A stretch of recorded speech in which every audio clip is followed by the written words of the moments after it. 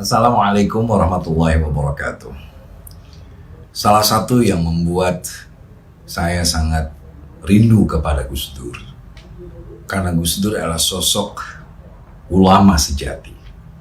Ulama adalah orang yang zurunal ummah bi ainir rahmah, yang memandang, menatap, mendampingi, menyayangi umatnya dengan tatapan kasih sayang. Dan itulah Gus Dur.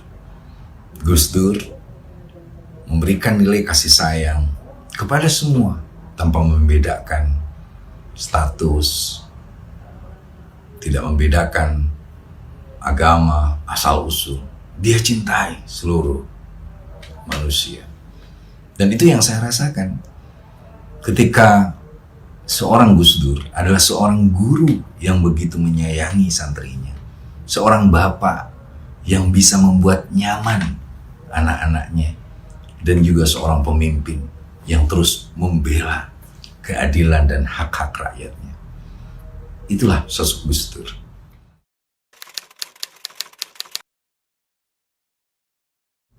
Guyonan yang paling mengesankan bagi saya adalah guyonan soal li'ila fi Quraisy. Gus Dur cerita ada seorang ustadz mengajarkan muridnya membaca li'ila fi Quraisyin ila fihim rihlatas syita'i was-shayb. Tapi sang santri ternyata membacanya li'ila fi Quraisyin ila fihim rihlatas syita'i was-shayb pakai fi. Kata ustadz itu jangan pakai pi was-shayb. Si anak itu jawab lagi, di ila fi Quraisyin ila fihim rihlatas syita'i was-shayb, tambah panjang. Si ustadz emosional, dia gebrak meja, dia bilang sekali lagi, awas kalau salah. Si anak itu akhirnya membaca lagi, li ila fi Quraisyin ila fihim rihlatas syita'i was-shayb. Bibir sang santri itu dipegang oleh ustadz, dan santri itu tidak bisa ngomong apapun, was-shayb. Akhirnya dimarahin habis-habisan. Habis emosinya selesai, dilepaskan kembali tangannya dari bibir sang santri. Maka keluar kembali kalimat fi.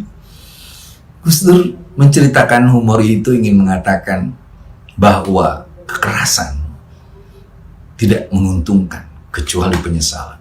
Kekerasan tidak perlu dilakukan oleh seorang guru, seorang ustadz, apalagi tokoh agama untuk mendidik umatnya. Umat butuh kasih sayang, umat butuh kelembutan, umat butuh bagaimana cara yang benar, bukan dengan dibentak-bentak, bukan juga dengan dipegang bibirnya, karena kebenaran tidak bisa dibungkam. Itu hebatnya Gus Dur. Itu guyon yang paling menarik.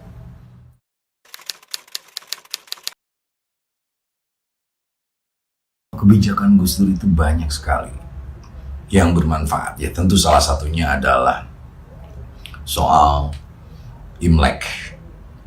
Saya kalau datang kemanapun pasti teman-teman Tionghoa mengatakan terima kasih Gus Dur.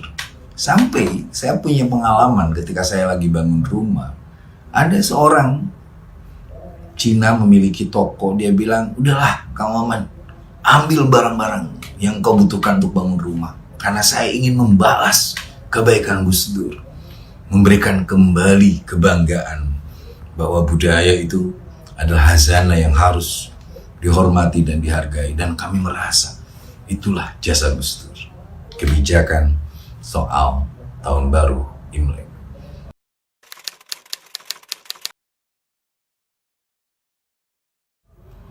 Gus Dur harus dihadirkan kembali semangat kemanusiaannya, semangat kejujurannya, semangat keadilannya, tapi juga sense of humornya yang tinggi.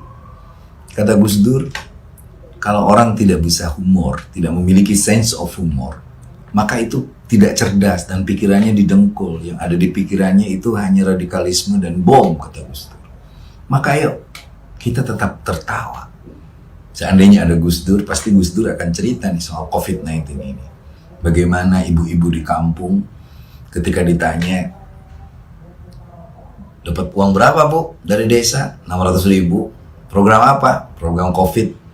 Doakan tuh, mudah-mudahan kata ibu-ibu itu, mudah-mudahan program COVID tahun depan ada lagi supaya dapat uang lagi. Bayangkan di tengah COVID yang mengancam masih ada ibu-ibu yang nggak paham COVID-19 itu apa.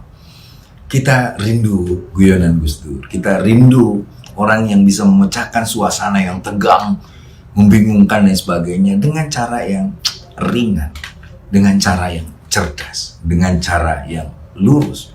Itulah Gus Dur, guru sejati, negarawan abadi, dan kiai yang selalu membimbing para santrinya. Untuk Gus Dur tercinta, Al-Fatihah. Terima kasih. Assalamualaikum warahmatullahi wabarakatuh.